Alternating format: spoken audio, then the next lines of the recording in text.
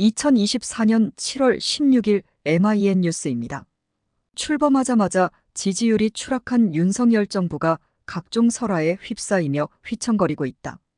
윤석열 대통령 본인이 초래한 측면도 있지만 대통령실의 기능이 제대로 작동하지 않았기 때문이다.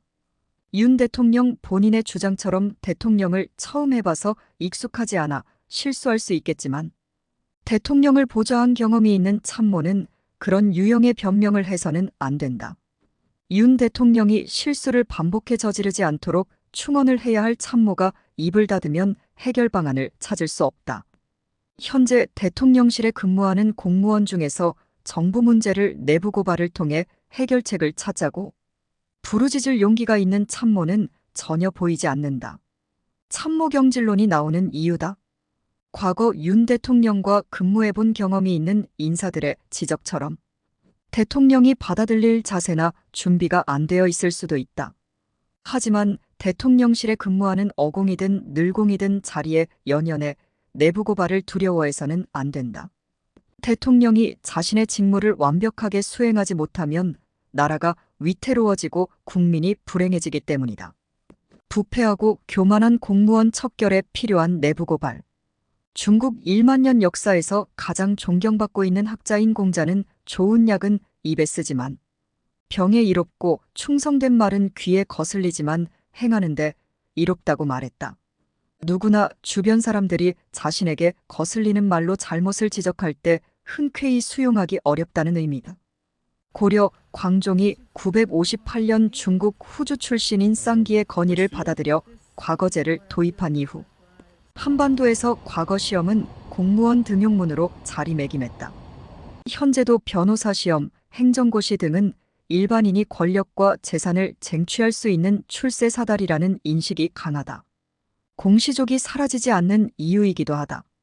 당연하게 어려운 시험에 합격한 공무원은 자신이 대다수 국민보다 지적 능력이 우수한 엘리트라고 생각한다. 이런 유형의 공무원들은 특권 의식에 사로잡혀 있으며 국민을 섬기는 대상이 아니라 지배 혹은 착취할 먹잇감이라고 여긴다. 부패하고 교만한 공무원이 공조직 곳곳에서 독버섯처럼 자라나는 것이 우연은 아니다.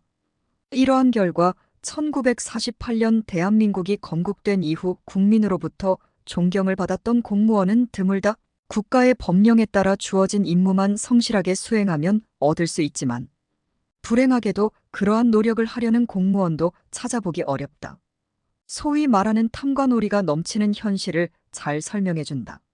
공무원의 6대 의무 중 청렴의 의무, 비밀엄수의 의무, 복종의 의무 등이 내부고발과 관련이 있다.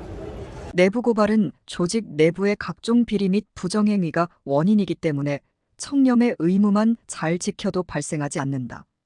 하지만 우리나라 공무원은 수천만 원의 뇌물도 떡값이라고 우겨 처벌을 피하고 서민의 몇 천 원짜리 부정행위에는 사회정의를 앞세우며 무자비한 칼날을 휘두른다.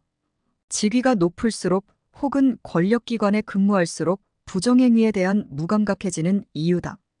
고위직 공무원들이 부정부패를 마음 편하게 자행할 수 있는 것은 비밀엄수 의무와 복종의 의무가 있기 때문이다. 1990년 5월 감사원의 내부 정보를 언론에 알린 이문옥 감사관은 직무상 비밀누설죄로 구속됐다. 6년간의 법정 투쟁 결과 무죄를 선고받았지만 검찰과 감사원 고위직 누구도 진심 어린 반성조차 하지 않았다. 1990년 10월 국군보안사령부가 1,300명에 달하는 민간인을 사찰한다는 내부 고발을 한 윤석양 이병은 내부비밀 유출죄가 아니라 특수근무이탈죄를 적용해 처벌받았다. 1992년 3월 군부대 부재자 투표 부정행위를 고발한 이지문 중위는 근무지 이탈과 허위사실적 시에 의한 명예훼손 혐의로 구속됐다가 기소유예 처분을 받았다. 국가의 주인은 국민이지만 공무원 스스로 자신들이 공복이 아니라 주인이라고 생각한다. 공무원은 자신들의 이익을 보호하기 위해 조직정화 기능이 강한 내부 고발을 수단과 방법을 가리지 않고 막는다. 이문옥 감사관의 내부 고발 사례에서 보면 감사원과 노태우 정부는 재벌의 이익을 보호하기 위해 부정행위를 국가비밀인 양 호도했다. 현직 공무원이 내부 고발을 시도하려면 일반인이 상상하기 어려울 정도로 큰 용기가 필요하다. 1987년 민주항쟁 이후에도 공무원 조직은 조직이기주의를 앞세운 보수적인 색채를 버리지 않았다. 공조직에서 발생하는 내부 고발은 재직형과 이직형, 익명형과 공개형, 내부형과 외부형 등으로 구분된다. 먼저 재직형과 이직형을 보면 내부 고발 당사지인 공무원이 현직에 근무하는지 여부에 따라 판단한다. 이문옥 감사관, 윤성양 이병, 이지문 중위 등은 재직형에 속한다.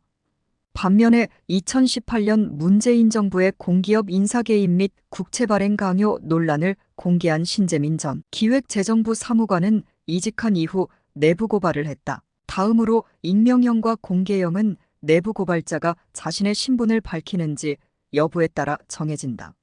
서슬 퍼런 군사독재를 경험하고 공조직의 무자비한 보복이 예견되는 상황에서 내부 고발자가 자신의 이름을 공개하는 것은 화약을 안고 불 속으로 뛰어드는 것만큼 위험하다. 그럼에도 윤성양 이병과 이지문 중위는 기자회견을 마다하지 않았다. 마지막으로 내부형과 외부형은 내부 고발을 조직 내부의 계통을 활용했는지 아니면 외부로 갖고 나갔는지에 따라 결정된다. 내부형은 부정한 명령을 내린 상관이나 부정행위자의 상급자, 감사실 등의 제보나 소원 수리를 통해 내부 고발을 하는 것을 말한다. 외부형은 내부에서 해당 문제를 해결할 수 없다고 판단해 언론사, 시민단체, 종교단체, 국회 등 외부기관을 찾아가는 경우다. 군 부재자, 투표나 보안사 민간인 불법 사찰과 같은 이슈는 군 내부가 조직적으로 담합했기 때문에 외부기관이 유일한 해결 능력을 갖고 있다고 보는 것이 바람직하다. 계속